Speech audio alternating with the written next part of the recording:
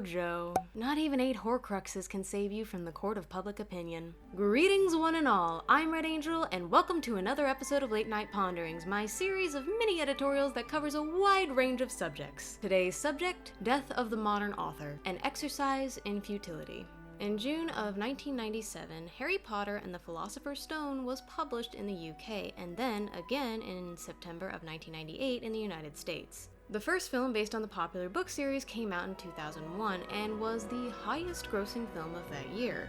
The 8th film in the franchise, Harry Potter and the Deathly Hallows Part 2, is number 13 in the top highest grossing films of all time, with over $1 billion in worldwide gross. This was in 2011. In 2018, both halves of Universal Studios and Universal Studios Islands of Adventure in Orlando, Florida, which both have a Harry Potter park, had over 10 million and 9 million people in attendance at the 2 parks, respectively. Now, while I can't say for sure that every person went to a Wizarding World park, I can guess they did, because why would you buy a ticket that cost you a couple $100s without exploring the entirety of the park that you paid for? Going to one of these exorbitantly priced, pseudo-whimsical, nostalgia-pandering parks is outrageous enough as it is. Not that there's anything wrong with being nostalgic over one of the greatest franchises man has ever known. Da-da-da, da-da-da.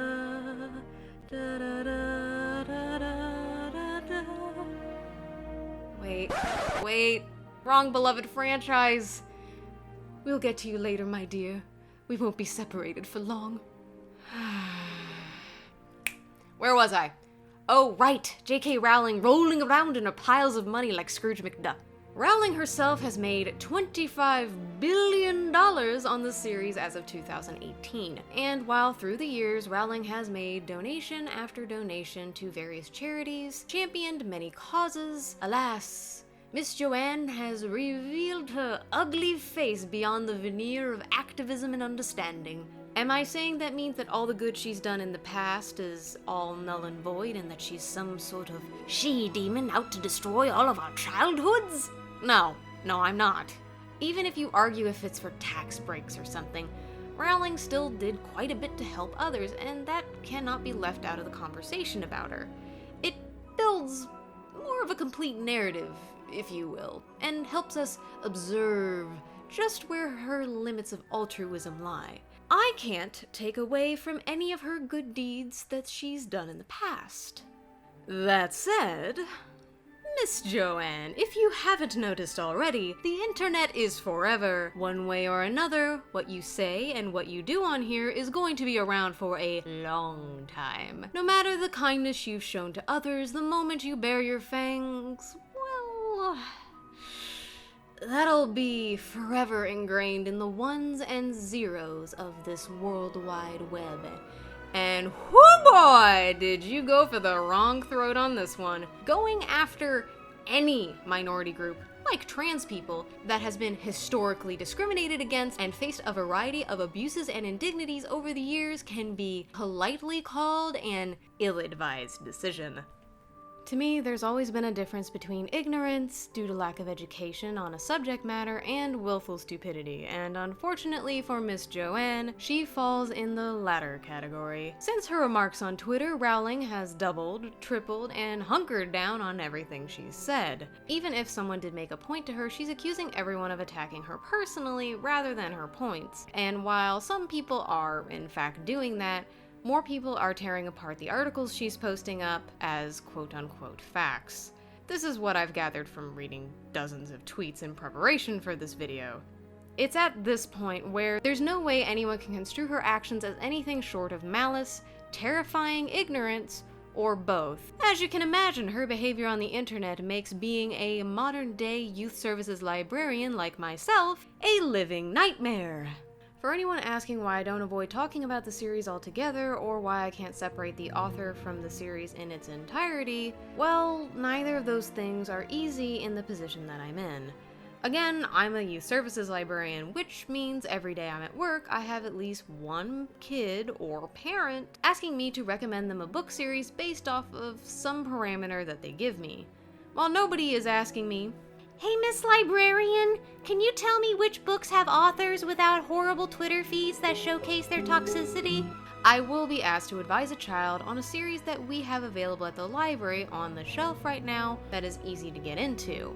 Let's be frank here, Harry Potter as a series is a pretty easy to read entry-level fantasy series for a reluctant reader to get into. Rowling managed to build a world for children that's similar to that of something like the world of Middle-earth from J.R.R. Tolkien. It's immersive and easy to insert just about any character or scenario into.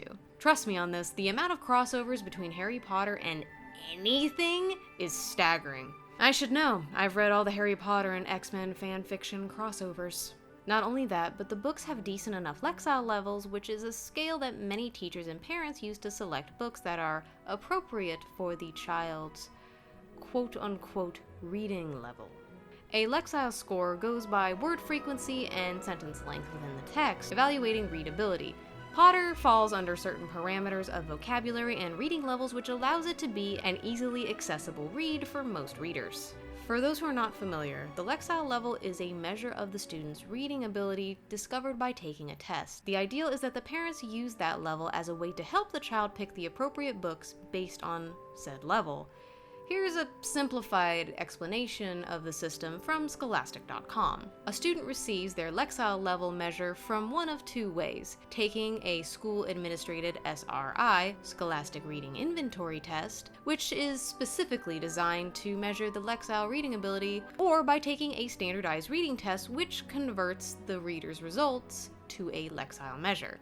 If a student gets 550L, then they are a 550 level Lexile reader. 550L is the measure of their readability level. It is important to note it is never called a score. This encourages student achievement. Most parents that I run into that are actively using Lexile levels are looking for books at their child's level.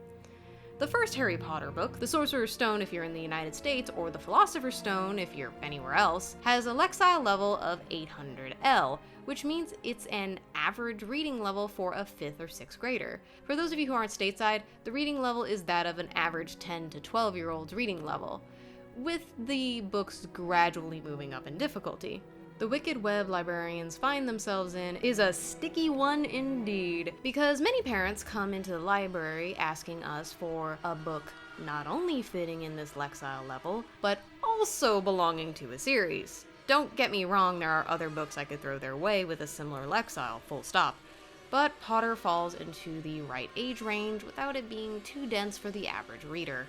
It also has the name power to back it up, and despite Rowling's recent ramblings over the years, it is still viewed positively overall. While the more troublesome aspects are being written/talked about, that isn't going to make this book series go away. Now, what do I do when people ask me if I would recommend the Harry Potter series to their child? I usually respond with this. Well, Harry Potter is good for that age range if you're only going by Lexile rating, and the world it builds is truly magical, but I can recommend additional readings they may be interested in if you like. From there, I'd gather the kids' interests and see what I could do. For me, part of being a librarian, particularly a children's librarian like myself, isn't about me telling a child exactly what to read. It's more of me giving them dozens of options, and depending on the kid, I do end up giving them that many options, and allowing them to choose. Will I be more biased to some books than others? Oh yeah. I'd 10 times rather suggest classics like A Wrinkle in Time or the Lord of the Rings trilogy, along with The Hobbit. But since I know some kids won't be interested in those, I'm more than likely going to steer them towards Dactyl Hill's Squad and Tristan Strong Punches a Hole in the Sky.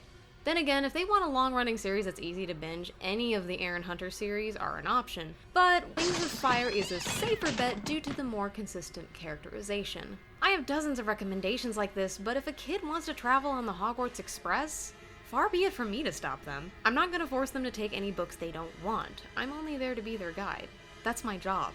Right around the time I started uploading videos, I did a video on Death of the Author, saying that it was possible to separate the author from the art, and that holds partially true. I think you can to a degree, but not completely. There will always be some residue of the author and your knowledge of who they are as a person. I enjoy H.P. Lovecraft's work and the influence that he's had over the horror genre as a whole, but I also know he was an agoraphobic racist who wrote a horror story about air conditioning. His fingerprint doesn't leave his work, and neither does Rowling's for me anymore. There's a new lens over her work from many readers who have grown up with these stories. Between the lack of people of color in the series, or the idea that the main labor force in the series, the house elves, are slaves to the all-powerful wizards, you could say looking back leaves many readers extraordinarily uncomfortable. Suffice to say, for a book series that started in the 1990s, there's one too many aspects that slid under the proverbial radar due to the series' popularity, which leads me to something people ask me genuinely, and some people ask me in more of a baiting or confrontational sense. Does liking Harry Potter mean condoning Rowling's actions? No.